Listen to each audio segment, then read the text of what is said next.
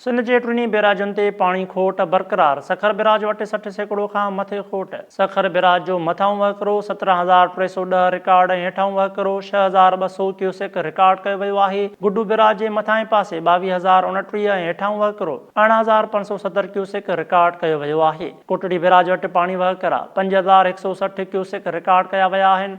इरसा पारां मुल्क में 49 सैकड़ो खोट डिक्लेयर कई वई आहे। सिंध ऐं पंजाब में शुरूआती खोट 51 सैकड़ो ज़ाहिर कई वई आहे। सिंध जे टिनी बैराजनि ते पाणी खोट बरक़रार आहे। सखर बैराज जो मथां वहकिरो 17,310 रिकॉर्ड ऐं हेठां वहकिरो 6,200 क्यूसेक रिकॉर्ड कयो वियो आहे। गुड्डू बैराज जो मथां पासे 22,029 ऐं हेठां 18,517 क्यूसेक रिकॉर्ड कयो वियो आहे। इन हवाले सां असां लाइन ते मौजूदु आहे सखर मां मुमताज़ बुखारी। जी मुमताज़, कहिड़ा तफ़सील आहिनि? जी, सिंधु दरिया में जेके सिंध जा टई बैरेजिस आहिनि उते अञा ताईं मुसलसल खोट वारी सूरत हाल बरक़रार आहे ऐं ख़ासि तौर ते सखर बैराज ते 60 सैकड़ो खां वधीक खोट थी वई आहे।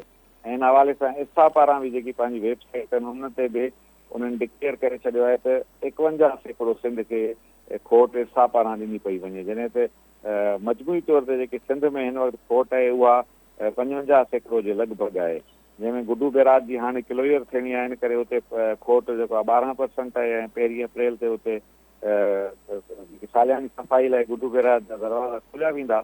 उन खां पोइ सखर बैराज वटि जेकी पाणी जी पहुच आहे उहा शुरू थींदी। पर हिन वक़्तु वधि में वधि सखर बैराज वटि खोट आहे। उनखां पोइ कोटड़ी बैराज वटि बि हाणे खोट शुरू थी वई आहे।